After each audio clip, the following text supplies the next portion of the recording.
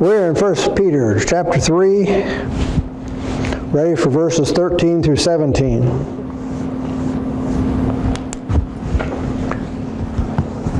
1 Peter chapter 3.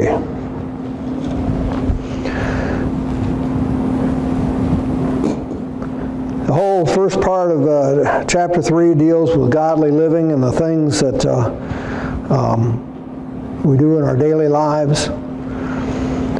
We've talked about the role of wives and husbands, and then we got more into verses 8, 9, and 10 that talk about living harmoniously and compassionate, sympathetic lives, kindness, and humble in spirit.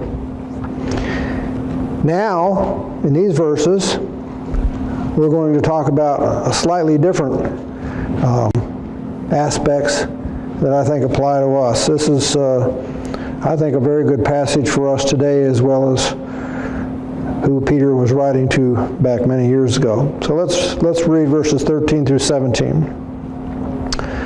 Who is there to harm you if you prove zealous for what is good? But even if you should suffer for the sake of righteousness, you are blessed. And do not fear their intimidation, and do not be troubled, but sanctify Christ as Lord in your hearts, always being ready to make a defense to everyone who asks you to give an account for the hope that is in you, yet with gentleness and reverence.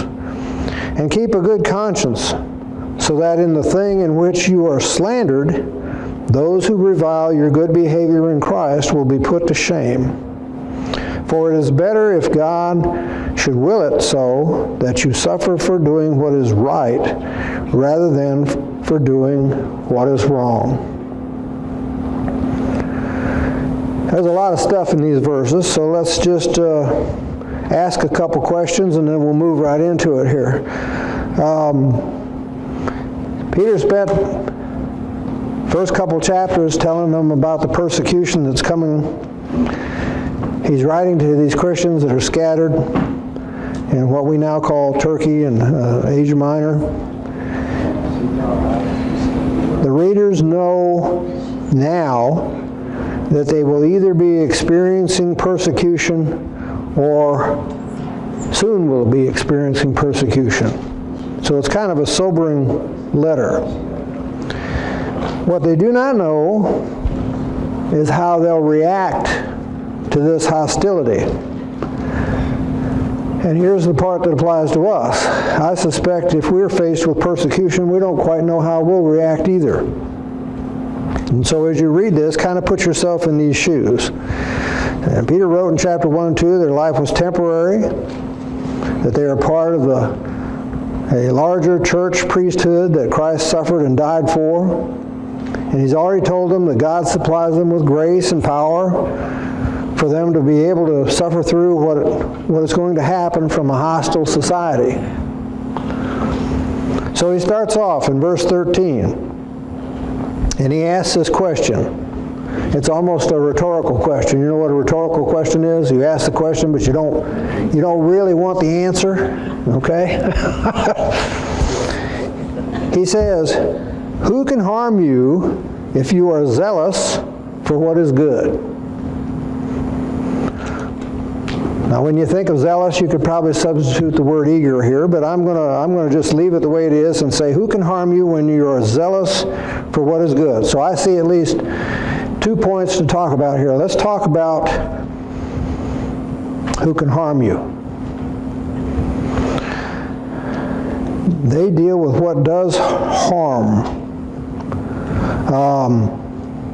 In Proverbs If someone 16:7 it says, when a man's ways please the Lord, he maketh even his enemies to be at peace with him. Okay. So even your enemies notice it. Like a lot of verses in Proverbs, when you read them, you say, you know, that's good thinking. But how do you put that kind of thinking into practice? That's what we're going to talk about today. When someone asks you, or even if they don't ask, I mean, you just pick up a newspaper or you check out your handy-dandy phone, TV on. Have the TV on, anything, okay? What do you think of when someone asks you the question, who can harm you? What's the first thing that comes to mind? I thank God that I know God and know that they can harm my soul. I'd venture to say the people in this room would probably answer different than the rest of the world, wouldn't they? Yeah. If someone asked you and you were not strong in the faith, who could harm you? I'd venture most people would say almost anybody. You know, what about the nuts out on the street? You know, what about the people that vote the way that I don't vote? What about people that would break into my house? You know, what about folks that would run me off the road at night because they're drunk? Okay, so when somebody asks you who could harm you, what's the first thought that comes to your mind? Physically, just about everybody could harm me, couldn't they? The world can physically harm you. All of the people that are worldly. But what's Peter talking about? I mean, if anybody could harm us, if some nut could come crashing through the front door right now with a loaded pistol, okay, God forbid, who could harm us? Yeah, but it's a reality today. It's a reality today, isn't it? So when someone asks you who could harm you, are you putting your head in the sand if you say, well, Peter says right here, nobody can harm me. What's he talking about? Nobody can harm your soul. That's exactly what he's talking about. He's not talking about the physical us. He's talking about the spiritual us, okay? And when he says, who can harm you if you are zealous for what is good, you have to understand what he's talking about when he means harm and what he means when he says zealous, okay? So let's talk about the harm thing first. We've kind of hit it on the head here that physically a lot of people could harm us, but spiritually we can only harm ourselves. Right. All right? Now this is difficult. I've already had discussions with some folks in the class and say, well, you know, that's what you're teaching out of Peter here is not what we're faced with today, but it is. There's one group of people that I think ought to know today, and that's young parents sending their children to school. And the children at school, now they have to have a lot of faith to be able to continue to study and learn as they should, and parents to go to work and not think, well, any minute I could get a call. You just That to me is something that I pray about a lot and I think about a lot, is our young parents that have to send their children off to school every morning. you can no longer just trust that sending them off to school is going to keep them safe. And if you don't have a faith in God, I don't know how they do it. They no longer do duck and cover drills, but they do drills about active shooters. They do drills about fire alarms and panic alarms and stuff like that. They've armored and reinforced entryways, sometimes even windows, ground level windows. It's a different world we live in, and there is a chance of physical harm. So, are we wasting our time reading this? I mean, is this something that's been overcome by culture? But something, I mean, why do we study this? More strength from this word to see us through the everyday problems in our world that we physically live in. We have to kind of decide, like I was trying to say, these people that Peter's writing to, now they've been told the persecution is coming, but they haven't really thought about how am I going to react to this persecution. And I would venture to say this is our situation too. I mean, we may be physically concerned about our welfare if we if we go downtown at night, if we put ourselves in harm's way. But the passage still applies. That's what I'm trying to get at. The passage still applies. The person with the gun pointed at my head is going to have to deal with the consequences of his actions. Whether or not he gets caught by the police or not. Whether or not he gets caught by the police or not, he is going to deal with the consequences of his actions. God knows. And I think a lot of people in the world just literally don't realize that God does know or care what they're doing. And even if they know, I don't know, is they trust that God is going to care for them. So that's kind of where we're at right now. And if you believe that someone can harm you physically, and that's more important than your spiritual relationship with God, then you've got a lot to be worried about, don't you? It might be time to invest in bars on your door. It might be time to invest in concealed carry permits. It might be time to, I don't know, buy an armored car to drive in. I don't know how far you want to take it. You know? Well, I'll tell you what Inez did. 15 or 16 years of karate, and I also have a loaded gun. You're no longer concerned about your physical harm. No, not really. Well, that's kind of my point, okay? Exactly. Even if you arm yourself, even if you drive a bulletproof car, even if you send your kids to school with bodyguards, okay? The harm is still out there, isn't it? Yes. I try hard to feel like Inez is talking about, but now I have to admit I have weak moments, I think. And then I try to remember. But now, this is getting personal, but just this Friday night, Vic and Kayla and the girls were over here. So I knew it was too early for them to be coming home. And all at once, our dog just went crazy. And of course, their sensing is so much stronger than ours. Yeah. I thought, well, what if there is something out there? Rosie and I were home alone, and for just a moment, then I remembered. Yeah. Now we're depending on you to take care of it. Yeah. I know I never knew what set her off, but something did, and it could have been somebody outside trying to get into our house or trying to steal something or something. But I knew there was something going on. I don't think this passage is telling us to throw caution to the wind, okay? I really don't think it's saying throw caution to the wind. Right. But I think you can go crazy worrying about all the things that can harm you. I really think that you can make yourself sick if you stop and think about all the bad things that could happen.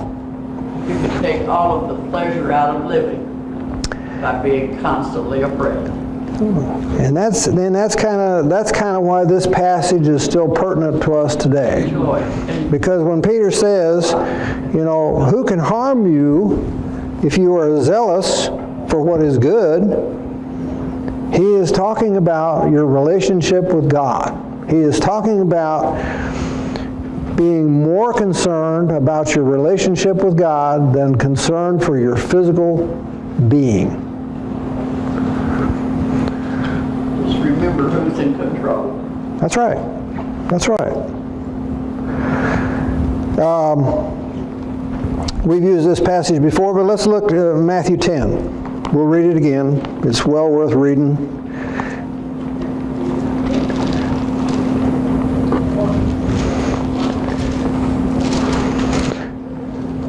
Matthew 10, starting in verse 28. This is Jesus talking. It says, "Do not fear those who kill the body, but are unable to kill the soul. But rather fear him who is able to destroy both soul and body in hell. Are not 2 sparrows sold for a cent? And yet not one of them will fall to the ground apart from your Father. But the very hairs of your head are all numbered. So do not fear. You are more valuable than many sparrows. The Bible is full of reassurances.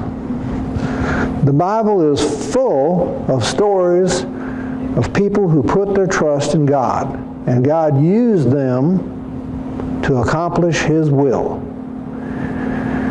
But how could God use us or them if they're too afraid to live in the world? If they're too afraid to send their kids to school, if they're too afraid to go downtown at the wrong hour, okay? We have to trust in God. We have to put our spiritual being ahead of our physical being. Not to be careless, but to accomplish what God wants us to accomplish. So that's the part about harm. Well, let's talk about what's it mean to be zealous. The same verse 13 says, if you prove zealous for what is good. What do you think of when you think of a zealot? What is a zealot? Describe for me someone who is zealot. My version says followers, and in parentheses it has zealous. Be followers. Okay. And then it says zealous. The difference. Yes. Eager. Eager is the word that most commentators use, who is eager. But when we think of someone who is a zealot, let's put it in today's language, okay? Who are the zealots out there that could threaten to harm us? Well, these people that are threatening to do the harming, they're just as zealous in what they're striving to do too. Anyone that's willing to throw away his life to take your life. Okay? Isn't that what we think of a zealot? We think of someone who is so zealous, full of hate, so desirous of harming others that they're willing to blow themselves up in a subway station or a schoolhouse or whatever. One of the school young man that shot several people and killed a couple, then turned the gun on himself and killed himself. Oh yeah, and that's just one incident. Seems to happen all the time, okay?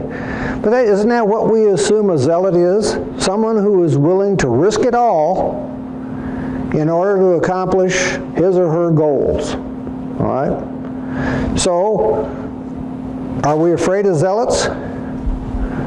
For the most part, we are, aren't we? It all depends on what they're zealous about. That's my point. That's coming up. Read what it says in this verse. What's it say? I lost my spot now. Where am I at here? Who is there to harm you if you prove zealous for what is good? And what do we say a zealot was? Someone who's so eager to accomplish their goals, they're willing to die for it. That's what Peter's saying we should be.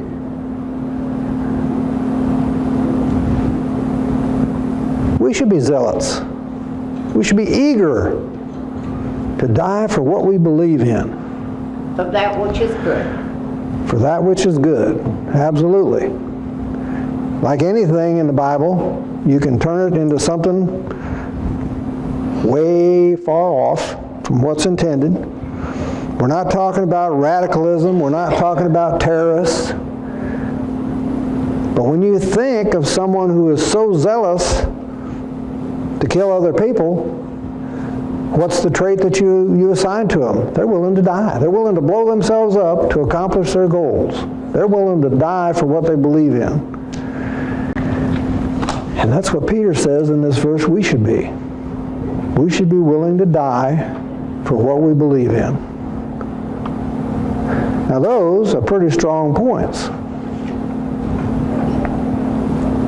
Isn't that the character that Paul was? I mean, Absolutely. he was very zealous against the church, and then I think that's why God used him and showed him the light right, so he'd be just as jealous for the church and be willing to die Absolutely. for it. That's a perfect example. Paul is a perfect example because God took someone who was so fired up to prove that the law was right. He was willing to chase Christians down, throw them in jail, have them persecuted, drag them off before trials, knowing that they were going to be killed. Okay? And God said, I can use this guy. He's just as zealous for me after I get through with him as he is before he met me.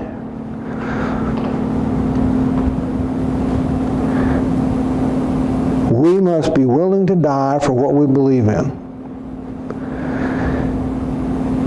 One commentary I read said that Simon the Zealot was one of the apostles of Jesus. He's listed in Luke 6:15.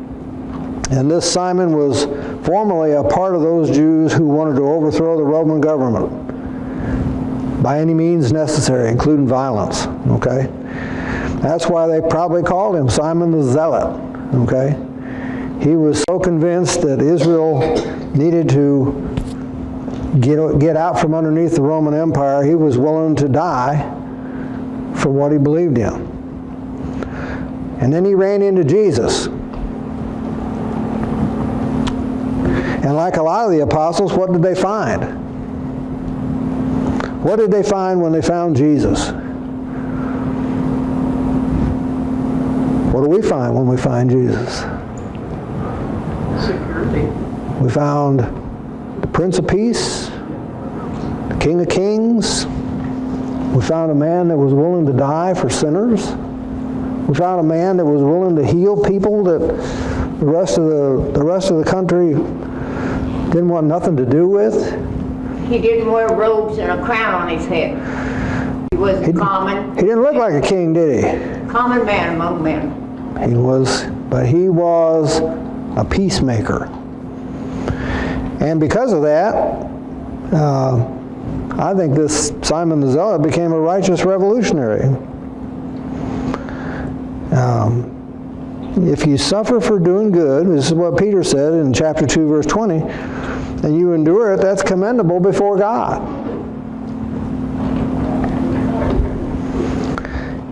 So if you suffer for doing good, goes back to, what are you zealous for? Are you zealous for doing good? Are you zealous for doing bad? If you suffer for doing good, God's going to commend you, and you can live more peaceful, harmonious lives, even surrounded by people who could harm you, even surrounded by the Roman Empire, even surrounded by nuts that like to put on suicide vests and gather in crowds of people.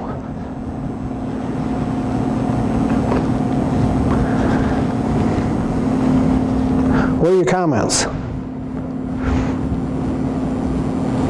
You think I'm off base? I know it's a hard teaching. It is a hard teaching. But unless we believe what he's teaching us here, and we're concerned about really, are really sold that it's right, how can we go about doing his work? Absolutely. How can we look at the Bible? Followers do his work. How can we look at the Bible and say, well, I agree with this part over here that says I should love my fellow man. That's just a smart thing to do. But I don't agree with this part over here that says, I'm just going to throw caution to the wind and go talk to that person and try to convince them that they need to know the same Jesus that I know. Okay? The world is not going to change until someone is willing to risk their safety to talk to them. That's just the way it is. Well, in St. Louis, that's why we have the police and the first responders and etc. Yes, that is their role. That is their role, to maintain safety and law and order. Absolutely. but as in a lot of situations, they're outnumbered. They're not 100% successful. They are outnumbered. Okay, there's, as long as the general population is willing to abide by the laws, culture, customs of the land, Well, I've we said can have this some a dozen peace. times. I put on my cruise control in my vehicle when I come from Farmington to Park Hills. 60. That's what the state highway says. 60 is how fast you're supposed to be running. Every car on the road passes me. Oh yeah. You shake your fist at them? Well, I always say, where are the policemen? You don't see one. What does Barney Fife used to say? Citizens arrest! Citizens arrest! We're not responsible for the rest of the world. Whoa. We're responsible for us. Well, I think a lot of parents think they're responsible for what the kids are doing. Well, they are. And I wonder, and I talk to myself. I often say, whenever there's a young man, he's got a gun and he shoots some people. Where's his parents? Should he been able to leave the house with a loaded gun? And my opinion is he should not have been. Well, this last one that turned the gun on himself, then they did not know that he had a gun. Yeah. Yep. A lot of them don't have the parents in their lives either to help to bring them up in the right way. You bring up a good point. I mean, we tend to. I used to have this discussion with my mother. She would be like Inez says, and just say, I just don't understand why mom and dad would let that kid out. He's just out of control. I say, Mom, not every family is like your family. Not every family, has the resources to get the schooling they need. Mom and dad are there to answer their questions. They've got a little bit of control over who you make friends with, what time you come in at night, All those things have a lot to do with growing up. And there are people that just don't put the priorities in teaching the kids things like that. Paul? Well, a lot of homes don't have dads in them. Yeah. When you can't, yeah, I mean, when you take the family apart, a lot of the discipline breaks down. And if one or both parents are working multiple jobs, if there's no place to live that's safe, there's a lot of things that go into the situation. Now, it's not excusing it, but there's a lot of things that go on around us that we can't. But these parents, Yeah. these parents love their child just like you love yours. I think so. And I think we all are a little careless about maybe not picking up on signals that we should have about a situation that's going to arise. But it's hard to just say, to blame the parents and to or they just, Yeah. nobody cared about Yeah. the child. And that's probably in most instances not true. Well, thank you for your comments. We'll try to get into something that's not quite so hard to bear, but I think this passage says a lot to us, and especially when we get down to the next verse or two, that we can apply. So we'll move on from there.